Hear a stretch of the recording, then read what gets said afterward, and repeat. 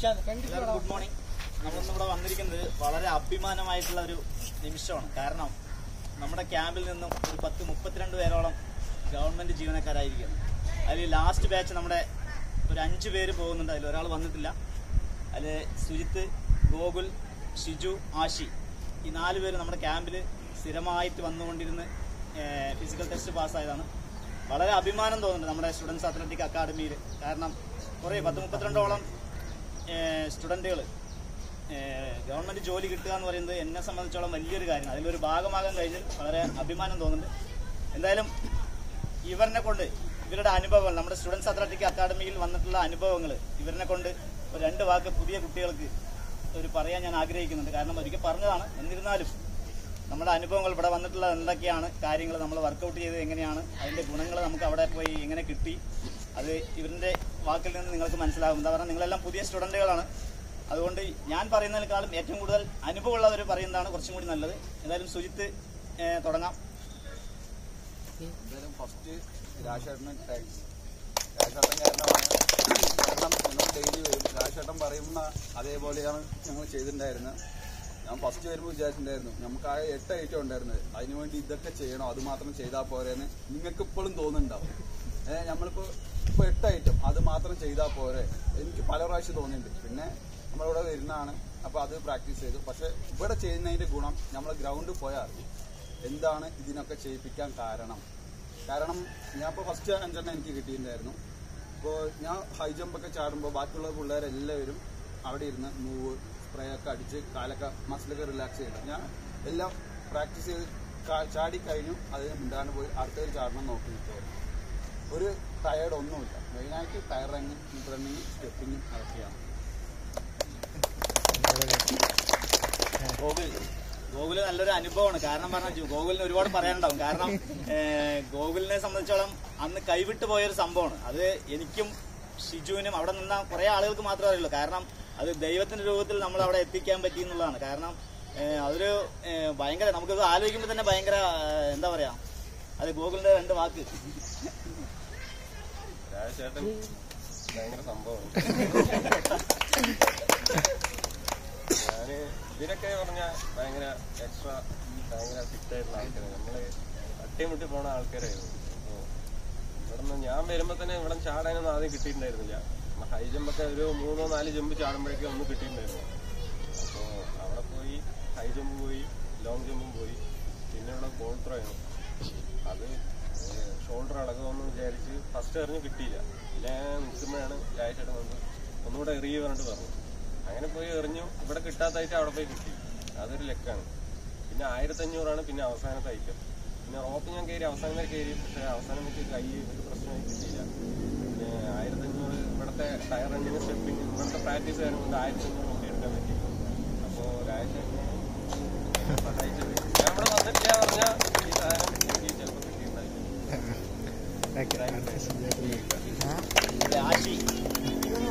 ആശി ചുരുങ്ങിയ സമയമാണ് വന്നത് നമ്മളിന്. പക്ഷെ എന്നിരുന്നാലും ആ ഒരു ഹൈ ജമ്പ് എന്നൊരു ഐറ്റം എനിക്ക് തോന്നിയത് ഹൈ ജമ്പ് മാത്രമാണ് എനിക്ക് അതിനെ ശരിയാക്കി എടുക്കാൻ പറ്റിയത്. 2 നേരം വന്നിട്ട് ഞാൻ കുറച്ച് പ്രാക്ടീസ് കൊടുത്തിട്ടുണ്ടെന്ന് എനിക്ക് തോന്നുന്നുണ്ട്. അല്ലെ ആശി പറയാം. ആശയാണ് ആദ്യം താങ്ക്സ് പറയുന്നത്. കാരണം ഞാൻ ഒരു 10 ദിവസം ഇവിടെ വന്നിട്ടുണ്ട്. ഞാൻ എക്സാം കഴിഞ്ഞിട്ട് റിസൾട്ട് നോക്കിയിട്ട് വരാമെന്നുകൊണ്ട് അതാണ് ഞങ്ങൾക്ക് ഏറ്റവും വലിയ മിസ്റ്റേക്ക്. കാരണം ഞങ്ങളാരും അങ്ങനെ ചെയ്യുന്നത്.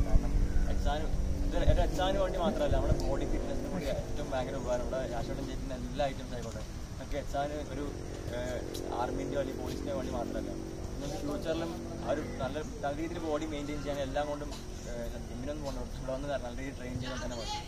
സോ ഇവിടെ വന്ന് തന്നെ ഹൈ ജമ്പ് എന്ന് പറഞ്ഞ ഐറ്റം വലിയ ആളും പഠിപ്പിച്ച ആയിട്ടാണ്. ആ സംഭവം കിട്ടില്ല എന്ന് പറഞ്ഞാൽ എനിക്ക് ആദ്യത്തെ 5 മാത്രമേ എനിക്ക് ചെയ്യാൻ പറ്റും. കാരണം റോപ്പ്, പുള്ളപ്പ്, പിന്നെ അതുപോലെ തന്നെ 1500 അതിനുള്ള സ്റ്റാമിനോ കാര്യങ്ങളൊന്നും ഞാൻ ആ 10 ദിവസം കൊണ്ട് എനിക്ക് അത്രയൊന്നും റിക്കവറി എടുക്കാൻ പറ്റുന്നതായിരുന്നു. ഫുൾ ബോഡി പെയിനും കാര്യങ്ങളൊക്കെ ആയിരുന്നു. സോ ആ ഹൈ ജമ്പ് രാജേട്ടൻ ചെയ്യിപ്പിച്ചുകൊണ്ട് എനിക്ക് ആ സമയത്ത് പോയി ഫസ്റ്റ് അറ്റംപ്റ്റിൽ എനിക്ക് ചാടി എടുക്കാൻ കഴിഞ്ഞു. സോ ആദ്യത്തെ 5 ഐറ്റം തന്നെ കിട്ടി. സോ രാജേട്ടൻ്റെ ഇവിടെ വന്നതുകൊണ്ടാണ് എനിക്ക് സംഭവം ഇത് കിട്ടിയത്. അല്ലെങ്കിൽ ഒരിക്കലും നമ്മൾ ഇപ്പോൾ സുജിത്തോടെ പറഞ്ഞാൽ 5 ഐറ്റം കിട്ടിയാൽ പോരാ. പക്ഷെ അതൊരിക്കലും പ്രാക്ടീസ് ഒരിക്കലും കിട്ടില്ല. ആ പ്രാക്ടീസ് വേണമെന്നുണ്ടെങ്കിൽ ആ ചെയ്യണമെന്നുണ്ടെങ്കിൽ ഇവിടെ പ്രോപ്പറായിട്ട് വന്നാൽ മാത്രമേ കിട്ടുള്ളൂ. സോ എല്ലാവരും പ്രോപ്പറായിട്ട് വരിക, യൂസ് ചെയ്യുക, രാജേട്ടൻ്റെ മാക്സിമം യൂസ് ചെയ്യുക. കാരണം പുള്ളിയോടെ ഒരിക്കലും ആരും വെറുപ്പിക്കാറില്ല. അത് ചെയ്ത് പറ്റുന്ന രീതിയിൽ പറ്റുന്ന പോലെ ചെയ്താൽ മതി. ആ ടൈം പീരീഡ് ഉണ്ട്. അത് പ്രോപ്പറായിട്ട് കൊണ്ടുപോയി കഴിഞ്ഞാൽ ഉറപ്പായിട്ടും എനിക്ക് എല്ലാവർക്കും ഉണ്ട്, അതിലൊരു ഡൗട്ട്. പിന്നെ ഷിജു നമ്മുടെ ഒരു ക്യാമ്പിൽ വലിയൊരു മോട്ടിവേഷനും കൂടിയാണ്. ഷിജു എന്ന് പറഞ്ഞാൽ ഒരുപാട് കാര്യങ്ങളുണ്ട്. ഷിജു എന്തായാലും എല്ലാം നല്ല രീതിയിൽ നന്നായിട്ട് വർക്കൗട്ട്, കുറേ കാലങ്ങളൊക്കെ 1-2 എക്സാമിന് പോയിട്ടുണ്ടായിരുന്നു, ആൾ ഫിസിക്കലി ഫെയിൽ ആയിട്ടുണ്ടായിരുന്നു. പക്ഷേ അതിൽ നിന്ന് കുറേ നമ്മൾ ക്യാമ്പിലേക്ക് വന്ന് ഷിജുവിനെ ഞാൻ കുറേ ഉപദേശിച്ചിട്ടുണ്ടായിരുന്നു. എന്തായാലും ഷിജു കറക്റ്റ് കണ്ടിന്യൂ വന്നിട്ടുണ്ടായിരുന്നു. കുറേ ആൾക്കാർക്ക് മോട്ടിവേഷൻ കൂടിയാണ്. ഷിജുവിന് കുറേ കാര്യങ്ങൾ പറയാനുണ്ടാവും. അതെ, എല്ലാവർക്കും നമസ്കാരം. ഇന്ന് ഞാൻ ഈ ഒരു സന്തോഷത്തിൽ നിൽക്കാൻ തന്നെ കാരണം അതിലൊരു 50% രാജേഷ് ഏട്ടനും ഞാൻ തീർച്ചയായും മനസ്സ് തുറന്ന് പറയും. കാരണം ഞാൻ ഒരുപാട് കഷ്ടങ്ങളിലൂടെയാണ് ഞാൻ ഇവിടെ എത്തിയത്. അത് കുറച്ച് പേർക്ക് അറിയാം, ഞാൻ കൂടുതൽ പറയാൻ ആഗ്രഹിക്കുന്നില്ല. ഞാനിവിടെ എത്തിപ്പെടാൻ കാരണം എങ്ങനെയാണെന്ന് വെച്ച് കഴിഞ്ഞാൽ, ഞാൻ കമ്പനിയിൽ വണ്ടി ഓടിച്ചുകൊണ്ടിരിക്കുമ്പോൾ PSC ടെസ്റ്റിന് പഠിക്കുകയായിരുന്നു. അപ്പോൾ ആദ്യത്തെ ലിസ്റ്റിൽ വന്നത് IRB ആയിരുന്നു. അപ്പോൾ IRB ലിസ്റ്റിൽ വന്നപ്പോൾ ഫിസിക്കൽ ടെസ്റ്റിന് വേണ്ടിയിട്ട് ഞാൻ എന്ത് ചെയ്യുന്നതുകൊണ്ട് ഇങ്ങനെ ആലോചിച്ച് നിൽക്കുകയായിരുന്നു. ജീവിതത്തിൽ ഒരിക്കൽ പോലും ഞാൻ സ്പോർട്സ് ഒന്നും ചെയ്തിട്ടില്ല. അപ്പോൾ അങ്ങനെ ഇരിക്കുന്ന സമയത്താണ് രാജേഷേട്ടൻ്റെ കാര്യം ഓർമ്മ വന്നത്. ഇവിടെ ക്യാമ്പ് കൊടുക്കുന്നുണ്ടെന്ന് പറഞ്ഞു. അപ്പോൾ ഞാൻ അങ്ങനെ വന്നു ജോയിൻ ചെയ്തു. കറക്റ്റായിട്ട് പറഞ്ഞാൽ 2 ആഴ്ചയെ ഇവിടെ വർക്കൗട്ട് ചെയ്യാൻ സമയം കിട്ടുള്ളൂ. അപ്പോഴേക്കും നമുക്ക് അവിടുത്തെ ഇന്റർവ്യൂ റിസൾട്ട്സിന് വിളിച്ചിട്ടുണ്ടായിരുന്നു കോഴിക്കോട്. അപ്പോൾ ഞാനന്ന് ഇവിടെ മുമ്പ് രാജേഷേട്ടത്ത് കുറച്ച് കാര്യങ്ങൾ ചോദിച്ചു. അപ്പോൾ രാജേഷേട്ടൻ പറഞ്ഞു, ഒരു കാര്യം ചെയ്യും, മെല്ലെ ഓടിയാൽ മതി, 13 മിനിറ്റിൽ 3 കിലോമീറ്ററാണ്, ഫിനിഷ് ചെയ്യാൻ പറ്റും എന്നൊക്കെ പറഞ്ഞു. അപ്പം ഞാനത് അത്ര എക്സ്പീരിയൻസ് ആയി എടുത്തില്ല. ഞാൻ ശരി എന്ന് പറഞ്ഞ് തല വിളിച്ചിട്ട് അങ്ങനെ പോയി. പക്ഷെ അവിടെ പോയിട്ട് ബീച്ച് റോഡിൽ 50 പേരെ വെച്ചായിരുന്നു ഒന്ന് ഓടിച്ചത്. അപ്പോൾ 50 പേരിൽ 2-2.5 കിലോമീറ്ററോളം ഞാൻ 50 പേര് വെച്ച് ഓടിച്ചപ്പോൾ ഞാൻ 2ാം വരെയായിരുന്നു. പിന്നെ അവസാനത്തെ ഒരു 400 മീറ്ററിൽ ഞാൻ പെട്ടു. കാരണം കാല് പിടിക്കുക ഒന്നും അല്ലായിരുന്നു, പക്ഷെ പവർ നഷ്ടപ്പെട്ടു. അതെന്താ വെച്ച് കഴിഞ്ഞാൽ എനിക്കൊരു എക്സ്പീരിയൻസ് ഇല്ല എങ്ങനെ ഓടുന്നുള്ളത്. ഞാൻ ആദ്യം തന്നെ സ്പീഡ് ലോങ് സ്റ്റെപ്പ് വെച്ച് ഓടിയതുകൊണ്ട് പെട്ടെന്ന് തളർന്നു. അപ്പോൾ അന്ന് ഒരു 9 മണിയാകുമ്പോൾ നല്ല വെയിലൊക്കെ ഉണ്ടായിരുന്നു. അപ്പം അന്ന് ഞാൻ ഒരുപാട് ഒറ്റയ്ക്ക് ആ റോഡിലിരുന്ന് കരഞ്ഞുകൊണ്ടിരുന്നു. കാരണം ഒരുപാട് കരഞ്ഞു, വായു വിട്ട് കരഞ്ഞു. ഇനിയൊരു ജീവിതം എനിക്കില്ലല്ലോ, ഞാൻ എന്ത് ചെയ്യും എന്ന് പറഞ്ഞ് ഒരുപാട് കരഞ്ഞു. അപ്പോൾ എന്നെ ആശ്വസിപ്പിച്ചത് പുറകിൽ ആംബുലൻസിൽ വന്ന ഒരു പോലീസുകാരുണ്ടായിരുന്നു. പുള്ളി ഇറങ്ങി വന്നിട്ട് ഷോൾഡർ തട്ടി പറഞ്ഞു, കേരള പോലീസ് നോക്ക്, ട്രൈ ചെയ്ത് കിട്ടും, പേടിക്കേണ്ട, മനസ്സുവിടേണ്ട പറഞ്ഞ് സപ്പോർട്ട് ചെയ്തു. അപ്പോൾ അന്ന് ഞാൻ എൻ്റെ കുറവുകൾ ഞാൻ മനസ്സിലാക്കി. എനിക്ക് ശാരീരിക ശേഷി പോരാ, ഇത് പോരാ, കപ്പാസിറ്റി വേണം, അതിനെവിടെ പോകും, എന്ത് ചെയ്യുന്നതായിട്ട് ഞാൻ അന്നാണ് ഞാൻ ആലോചിക്കാൻ തുടങ്ങിയത്. അതിൽ പിന്നെ ഞാൻ രാജേഷേട്ടൻ്റെ ക്യാമ്പിൽ ഒന്ന് ജോയിൻ ചെയ്തു, സ്ഥിരമായിട്ട് വരാൻ തുടങ്ങി. പിന്നെ അതുപോലെ അതിനിടയിൽ തന്നെയാണ് പോലീസിൻ്റെ എക്സാമും ഞാൻ എഴുതിയത്.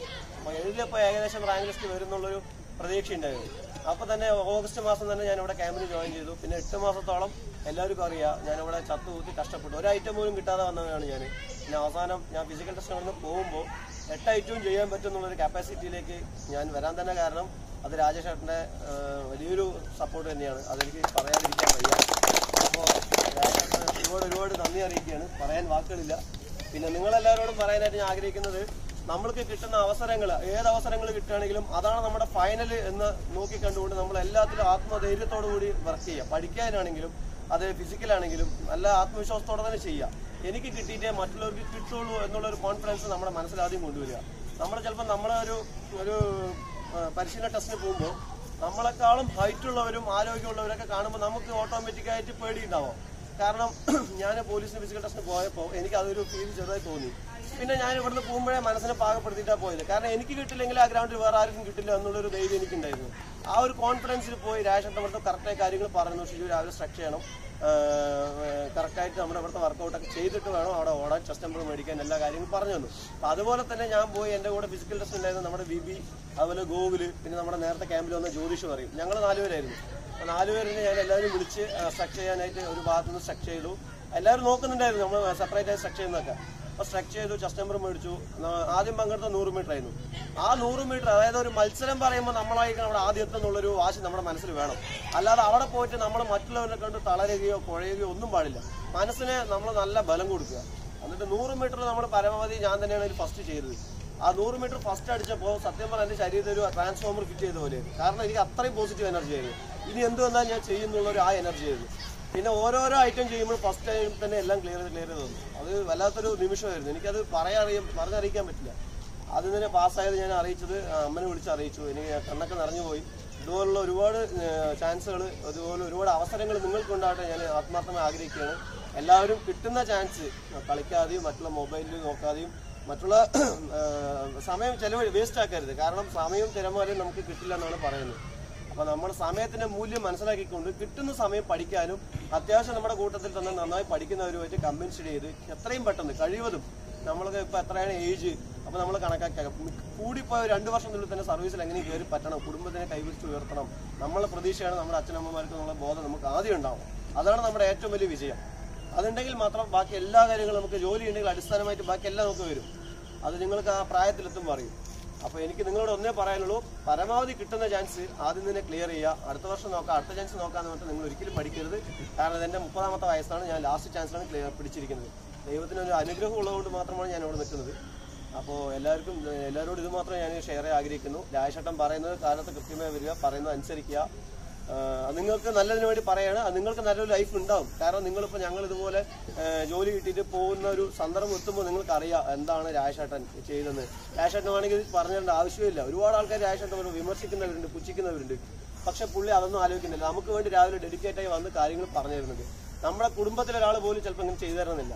അപ്പോൾ രാജേഷേട്ടൻ അത്രയും കഷ്ടപ്പെട്ട് ചെയ്തു തരുമ്പോൾ നമ്മൾ പുള്ളിയെ അത്രയും നമ്മൾ മാനിക്കുക, പരമാവധി ബഹുമാനിക്കുക, പറയുന്നത് അനുസരിക്കുക. നമുക്കത് ഒരുപാട് ഗുണം ചെയ്യുന്നു മാത്രം ഞാൻ പറയുന്നു. നന്ദി, നമസ്കാരം. നമ്മുടെ സന്തോഷം, നമ്മുടെ ക്യാമ്പിലെ സന്തോഷം നമുക്ക് കേക്ക് മുറിച്ച് നമുക്ക് യാത്ര രാശേട്ടാ മറ്റേ ഇതൊക്കെ മെഴുകുതിരി വെക്കണില്ല, അതൊന്നും കത്തിക്കണില്ല. അത് മെഴുകുതിരിയല്ല കേക്കാണ്.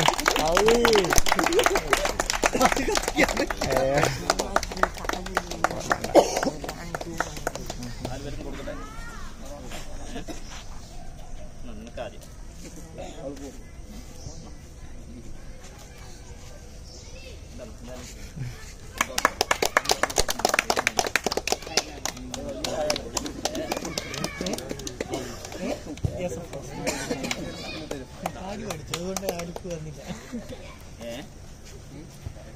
സ്വീറ്റായിട്ടുണ്ട്. അലുമിനിയം ഫോളിയാണ്.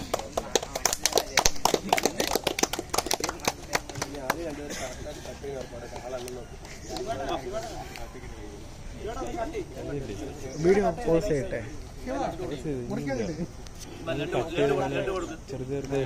ലഡ്ഡു കൊടുക്കണം.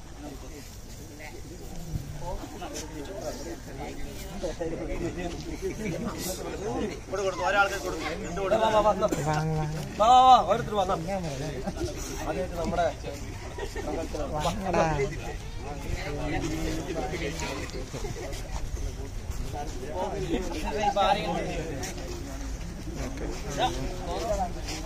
എന്താ ലഡു തരുന്നൊന്നും വിചാരിക്കണ്ട. ഞങ്ങൾ വലിയ ട്രീറ്റ് ഒക്കെ നേരത്തെ കൊടുത്തതാണ്. എല്ലാവരും കാഴ്ചയിലുമാണ്. ചെറുതായി ഒന്നും അറിയില്ല എന്ന് വിചാരിക്കണ്ട. ചെറുതായിട്ട് ഇതാ ഫുള്ളായി വീഡിയോ എടുത്തിട്ടുണ്ട്. പൗസ് ചെയ്യട്ടെ. ആ